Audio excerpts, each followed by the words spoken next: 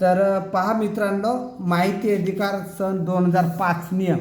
तर याच्यामध्ये आपण प्रथम अपीलचा हा फॉर्म कसा भरायचा हे आपल्या ह्या व्हिडिओमधून आपण पाहणार आहोत. तर जोडपत्र ब नियम 5(1) आणि हे समोर आहे 20 रुपयाचा स्टॅम्प. हे पहा इथं 20 रुपयाचा स्टॅम्प लावण्यासाठी जागा, इथं 20 रुपयाचा कोर्ट फी स्टॅम्प लावायचा आहे. त्याच्यानंतर मग तरच तो आपला अर्ज ॲक्सेप्ट केला जातो, अन्यथा नाही. आणि खाली पहा हे कलम 19(1) या अनुसार प्रथम अपील केल्या जाते.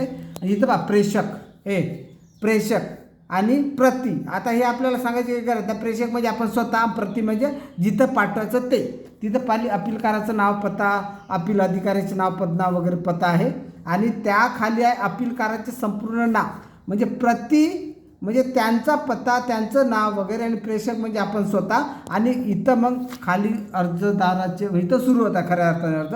तर अपीलकाराचे संपूर्ण नाव म्हणजे जे पाठवणाऱ्याचे नाव आणि त्यांचा पत्ता खाली. हे पहा इकडे हे इथं पत्ता दिलेला आहे, 2 पत्ता आणि समोर आपला पत्ता द्यायचा.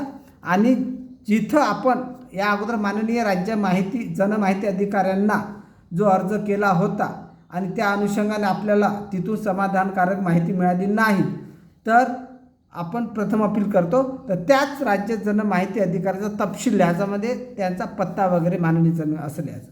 आणि